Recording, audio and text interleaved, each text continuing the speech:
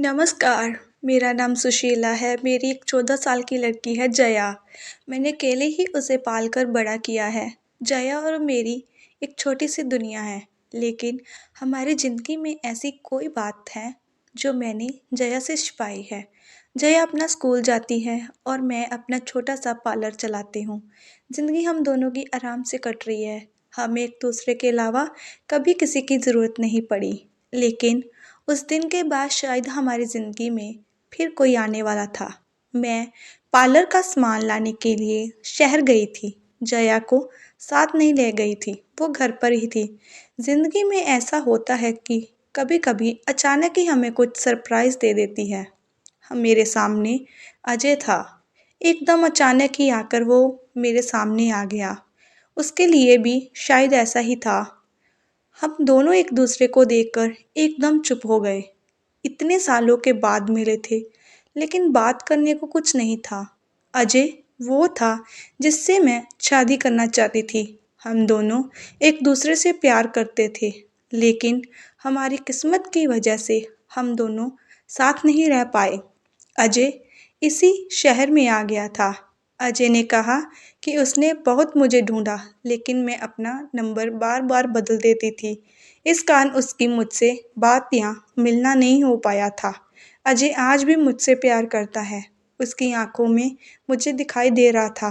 वो बोला कि वो आज भी मुझसे शादी करना चाहता है, मेरी बच्ची को भी अपना लेना चाहता है। लेकिन मैंने उसे कुछ भी जवाब नहीं दिया।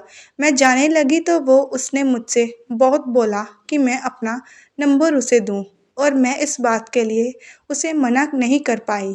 मेरे जीवन में इस तरह वापस आएगा, इस बात का मुझे पता नहीं था। बस फिर हम लोगों का मिलना शुरू हो गया। इस तरह से मिलते और बातें करते वो मेरे घर भी आने लगा। मैंने सोचा था कि उसे घर नहीं लाऊं, क्योंकि घर में जया है। मैं नहीं चाहती थी कि जया उसे देखे। उसने कई बार मुझसे कहा कि वो हमारी ज़िंदगी का हिस्सा बनना चाहता है, लेकिन जया के लिए हर बार मैं उसे मना करती रही। फिर एक दिन वो हुआ जिसका मुझे डर था।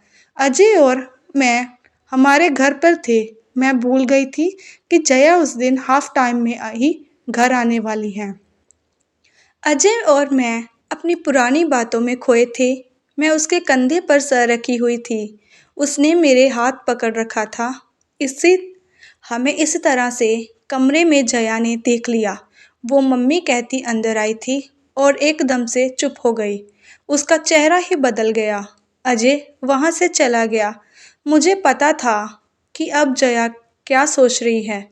हमेशा खुश और मस्त रहने वाली मेरी बेटी आज चुप थी। मेरी हिम्मत भी नहीं हो रही थी कि उसको जाकर समझाऊं, उसे वो समझ बताऊं जो आज तक मैंने उसे नहीं बताया है। मैंने शाम तक का इंतज़ार किया। जया बहुत ही अच्छी बच्ची है। उसने खुद आकर मुझसे बात की। उसने पूछा, ये कौन थे?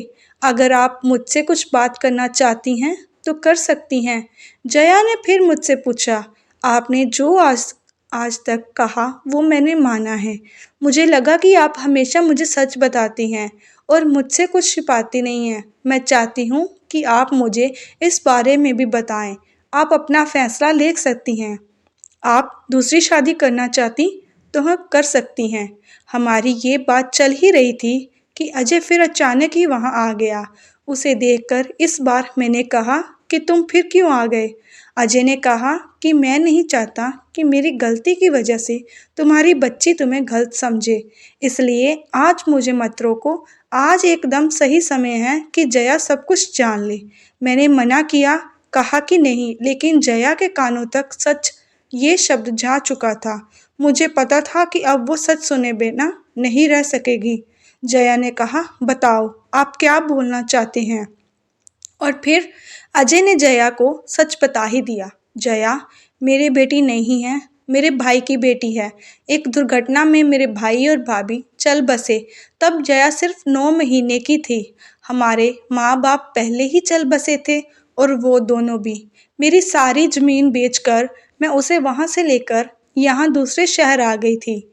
अजय ने कहा, ये तुम्हारी बुआ है और हम दोनों की शादी होने वाली थी। सिर्फ तुम्हारे लिए कि तुम्हारा प्यार बांटना कोई और नहीं आ जाए, इसलिए मुझसे शादी नहीं की। मैंने बहुत समझाया, लेकिन इसे तुम्हारे अलावा और कुछ दिखाई ही नहीं दे रहा था। बहुत सालों बाद मिले तो हम एक दूसरे से बात करे बिना नहीं रह पाए। मैं इसे आज भी कह रहा हूँ, लेकिन अभी भी ये मना करती है। जया सुनकर मेरी तरफ देखती है और पूछती है, ये क्या बोल रहे हैं? कहो कि ये सब झूठ है। मेरी आंखों से आंसू निकलने लगे। मैंने कहा कि बेटी, भले ही तू मेरी जान है, लेकिन तूने मेरी कोख से जन्म नहीं लिया। मैं चाहती थी कि तुझे ये बात बता दूं, लेकिन इस तरह से आज बताना पड़ेगा। मैंने सोचा नहीं था। जया ये सुनकर मेरी तरफ दौड़ कर आई, मुझसे लिपट गई, रोते हुए बोलने लगी, क्यों बोलूं? बोल बुआ, माँ या भगवान। मैंने कहा, तू मेरी बेटी है और मैं तेरी माँ। बस यही सच है और यही रहेगा। और अब शादी की होगी तो तेरी, वो भी बड़ी धूमधाम से, जब तू चाहेगी। मेरे फैसले को अजय ने भी माना। आखिर मैं अकेली नहीं थी जो बिना शादी उम्र निकाल रही थी। उसने भी ऐसा ही किया था। जया ने फिर कई बार कहा कि आप लोग शादी कर लो, लेकिन मैंने कहा, अब तूने हमें मान लिया और जान लिया, बस हमारी तपस्या सफल, और कुछ हमें नहीं चाहिए। Thank you for watching. Please like comment.